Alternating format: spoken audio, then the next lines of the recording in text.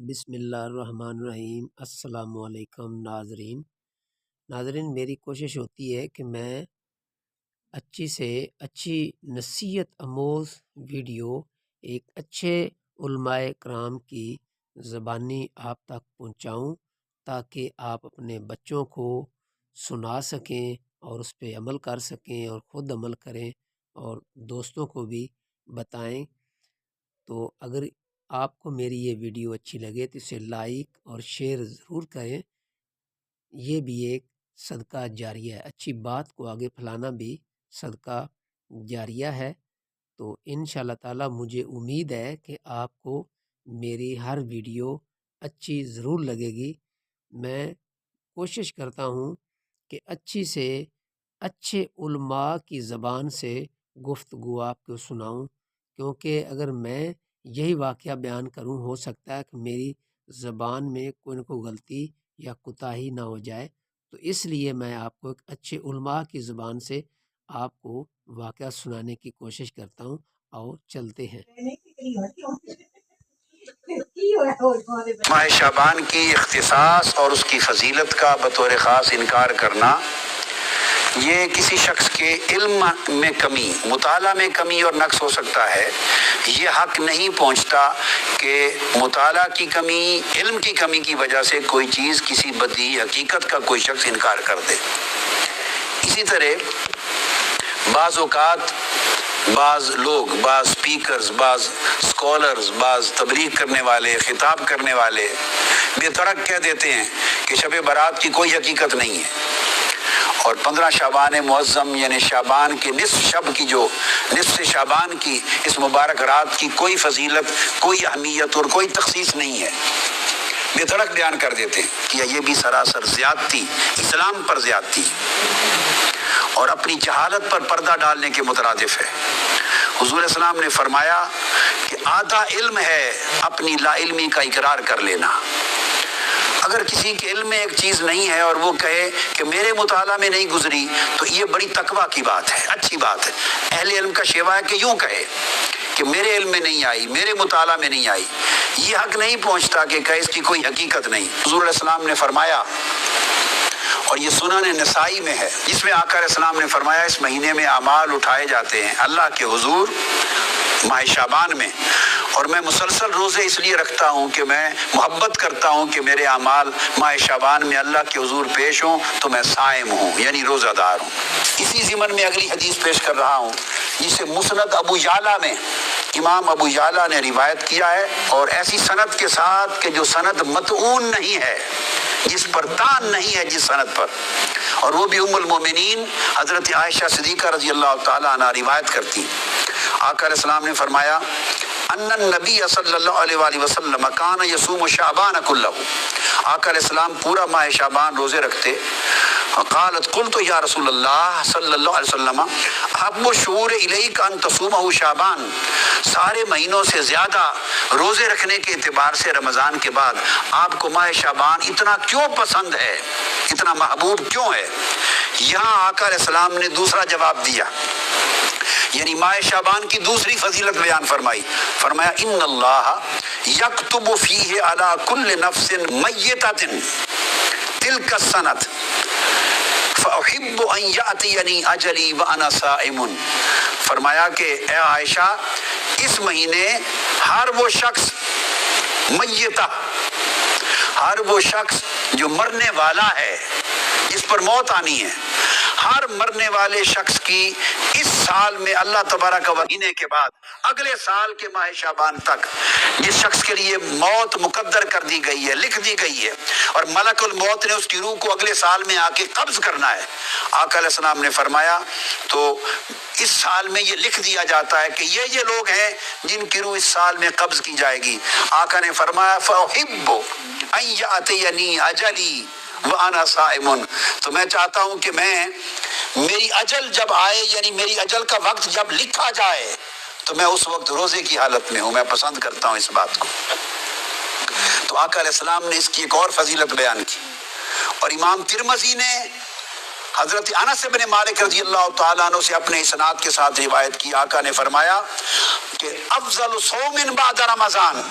شعبان لتعظیم رمضان،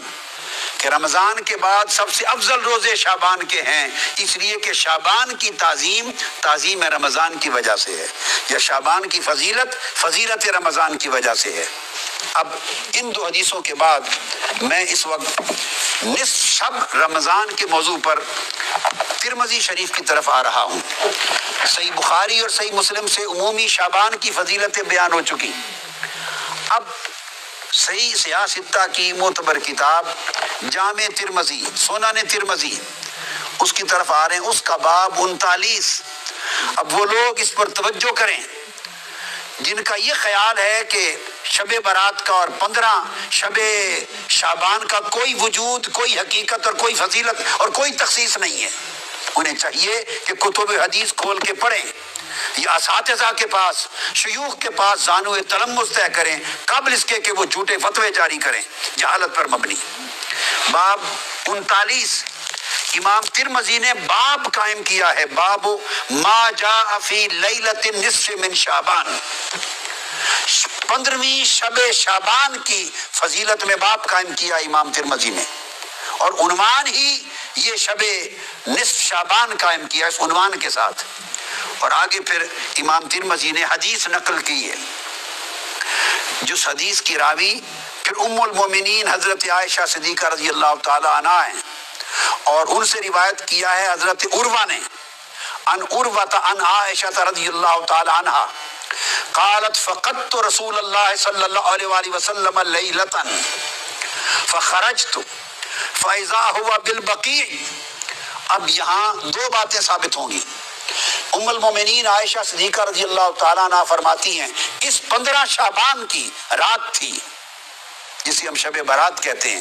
یہ 15 نصف شعبان کی رات تھی، میں نے اچانک رات کو دیکھا کہ آقا علیہ الصلوۃ والسلام اپنے بستر مبارک پہ آرام فرما نہیں تھے۔ جب میں نے دیکھا کہ بستر پہ آرام فرما نہیں ہے تو میں فوراً گھر سے نکل پڑی آپ کی تلاش میں، جب تلاش میں نکلی تو فیضا ہوا بالبقیع، میں نے آقا علیہ السلام کو جنت البقیع یعنی بقیع کے قبرستان میں پایا۔ یہاں سے دو باتیں ثابت ہوئی، ایک امام ترمذی کا 15 شعبان کی شب کے عنوان سے پورا باب قائم کرنا، اور سیدہ عائشہ صدیقہ رضی اللہ تعالی عنہا سے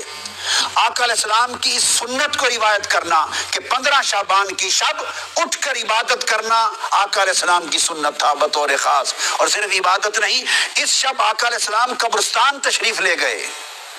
جنت البقیع میں تشریف لے گئے، تو دو سنتیں ثابت ہوئی۔ بعض لوگ اس مغالطے میں بھی مبتلا ہیں، اور میں نے پڑھا ہے بعض اخبارات میں بعض لوگوں نے کہہ دیا کہ قبرستان جانا اور فاتحہ کرنا بھی اس رات میں کہیں ثابت نہیں ہے، تو دیکھیے یہ سنن ترمذی کے باب سے ثابت ہے، آقا علیہ السلام کی سنت سے ثابت ہے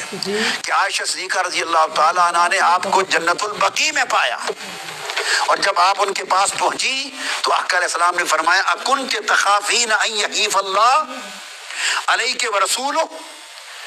اے عائشہ صدیقہ رضی اللہ تعالیٰ عنہ، دوڑتی دوڑتی مجھے تلاش کرنے کے لیے آئی ہو، تمہارا کیا خیال ہے اللہ اور اللہ کا رسول تمہاری حق تلفی کرے گا؟ اب یہاں ایک بڑا لطیف نکتہ ہے، ان کو ایک گمان گزرا تھا جس کو آگے بیان کرتی ہیں، قلت یا رسول اللہ انی ظننت انک اتیت بعد نسائک، یا رسول اللہ صلی اللہ علیہ وسلم مجھے خیال گزرا، گمان گزرا کہ شاید آپ کسی اور زوجہ مطہرہ کے حجرے میں تشریف لینے گئے ہوں، یعنی وہ رات باری کے اعتبار سے ام المومنین عائشہ صدیقہ کی تھی، اور ایک بتقاضا بشریت جب اٹھی نصف شب رات کو 15 شعبان کو تو دیکھا آقا تشریف فرما نہیں ہے، ایسے بتقاضا بشری خیال آیا کہ کہیں آقا علیہ السلام کسی اور زوجہ مطہرہ کے ہاں تشریف نہ لے گئے ہوں۔ اب آقا علیہ السلام ان کے ذہن میں اس مخفی خیال کو جان گئے، یہ اس نبی کی بصیرت ہے، یہ اس نبی کا علم ہے، نبی کا کشف ہے، نبی کی نگاہ ہے کہ وہ کس خیال کے پیش نظر وہ تلاش کر رہی ہیں۔ تو آپ نے فرمایا ایک تو جان گئے، دوسرا فرمایا کیا تیرا خیال ہے کہ اللہ اور اللہ کا رسول وہ تمہاری حق تلفی کریں گے؟ یعنی اٹھے آقا علیہ السلام تھے، تلاش حضور کی ذات کی ہو رہی تھی، مگر آقا علیہ السلام نے ان کا گمان جو آقا علیہ السلام کے بارے میں تھا اس پر اللہ کا اسم شامل کر کے فرمایا کیا تیرا خیال ہے کہ اللہ اور اللہ کا رسول حق تلفی کریں گے؟ یہ نہیں فرمایا کہ رسول حق تلفی کرے گا، نہیں، بلکہ فرمایا کہ اللہ اور اللہ کا رسول ایسا کریں گے۔ اشارہ اس امر کی طرف تھا کہ رسول کا ہر عمل وہ رسول کا نہیں ہوتا، وہ اللہ کا عمل تصور ہوتا ہے، اور رسول کی نسبت سوء ظن اللہ کی نسبت سوء ظن ہوتا ہے، رسول کا ادب اللہ کا ادب ہوتا ہے، اور رسول سے حسن ظن اور حسن ادب اللہ کے ساتھ حسن ظن اور حسن ادب ہوتا ہے۔ یہ مقام رسالت کا بھی اشارہ فرما دیا۔ انہوں نے جب عرض کیا یا رسول اللہ مجھے یہ گمان گزرا کہ شاید آپ کسی زوجہ مطہرہ کے ہاں تشریف نہ لے گئے ہوں، تو اس پر آقا علیہ السلام نے فرمایا نہیں، بات یہ ہے عائشہ، فقال ان اللہ عز وجل ينزل لیلۃ النصف من شعبان، کہ جب شعبان کی 15ویں کی رات آتی ہے تو اللہ تبارک و تعالی الی السماء الدنیا، آسمان دنیا کی طرف ایک خاص شان کے ساتھ نازل ہو جاتا ہے۔ اب آپ دیکھیے، یوں تو آسمان دنیا کی طرف ہر رات کے پچھلے پیر نازل ہوتا ہے، تو جب نصف شعبان کی رات کی تخصیص فرمائی تو اس کا مطلب ہے اس رات کسی اور شان کے ساتھ، بڑی عظیم مغفرت کے اعلان کے ساتھ، عظیم رحمتوں کے اعلان کے ساتھ، عظیم عطا اور سخا کے اعلان کے ساتھ اترتا ہے، اتر آتا ہے فَيَغْفِرُ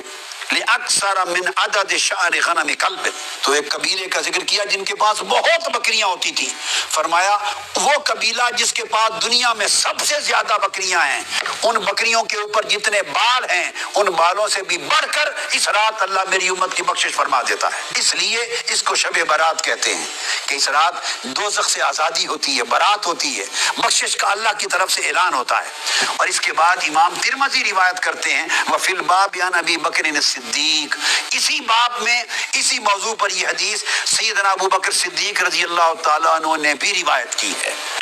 تو 15 شعبان کی رات کی اہمیت حضور کی سنت سے ثابت ہوئی، سیدنا صدیق اکبر کی روایت سے ثابت ہوئی، اور ام المومنین حضرت عائشہ صدیقہ رضی اللہ تعالیٰ عنہ کی روایت سے، جسے امام ترمذی نے مستقل باب قائم کر کے بیان کیا۔ سنن ابن ماجہ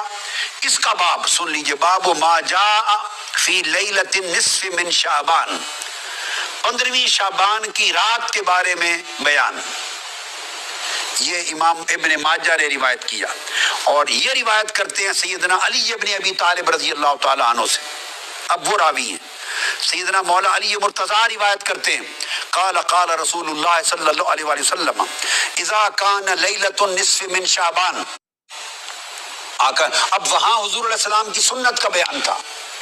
کہ اٹھ کر 15 شعبان کی شب کو عبادت کرنا اور بطور خاص بقیع میں قبرستان میں جا کر مرحومین کی بخشش کے لیے بھی دعا کرنا، اور اپنی بارگاہ اللہ کے حضور اپنی التجائیں بھی کرنا،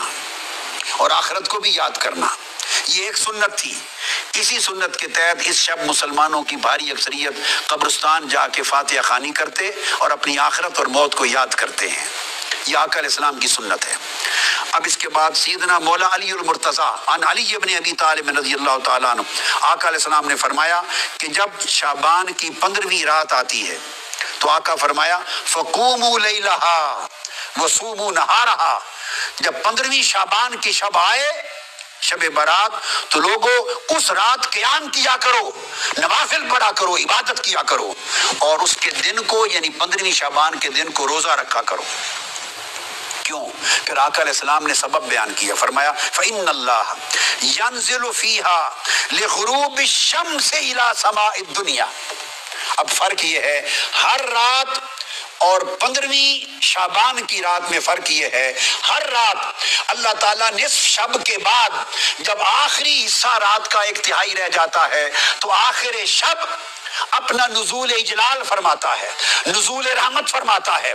اور اس وقت آسمان دنیا پہ آ کے بندوں کی بخشش کے لیے ندا فرماتا ہے، یہ آخر شب ہے۔ اور 15 شعبان کی رات کی خصوصیت یہ ہے، آقا نے فرمایا ینزل فیہا لغروب الشمس الی سماء الدنیا، کہ ادھر سورج غروب ہوتا ہے 14ویں شعبان کا، تو غروب آفتاب کے ساتھ ہی اللہ تعالیٰ آسمان دنیا پر اپنی شان قدرت کے ساتھ نزول اجلال फरमाता है, और तुलुए फज्र तक अल्लाह ताला इंसानों के करीब आसमान दुनिया पर आकर लोगों की बख्शिश और मगफरत का सामान फरमाते रहते हैं।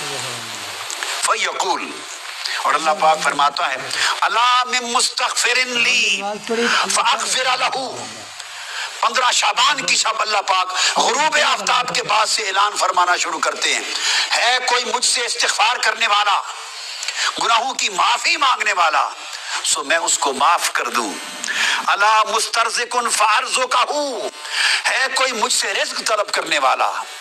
सो मैं उसकी रिज़्क़ में वुसअत अता कर दूं। अला मुब्तलन फ़उआफ़ियहू, है कोई मसाइब व आलाम में मुब्तला शख्स मुझसे मांगे, सो मैं उसको आफियत अता कर दूं। अला कज़ा, है कोई ऐसा शख्स, है कोई ऐसा शख्स, ये कह के अल्लाह पाक ने अबवाब कायम किए हैं कि ये गुमान करना कि इसकी कोई हकीकत और बुनियाद नहीं, ये सिवाय जहालत और लाइल्मी के और कुतुब हदीस और ज़ख़ीरे हदीस से बेखबर होने के। और मेरी इस वीडियो को लाइक शेयर ज़रूर करना, और ये भी एक सदका जारिया है, और कमेंट सेक्शन में कमेंट्स ज़रूर दिया करें ताकि मैं अच्छी से अच्छी वीडियो बना सकूं। मैं इजाज़त चाहता हूं। अल्लाह हाफिज़।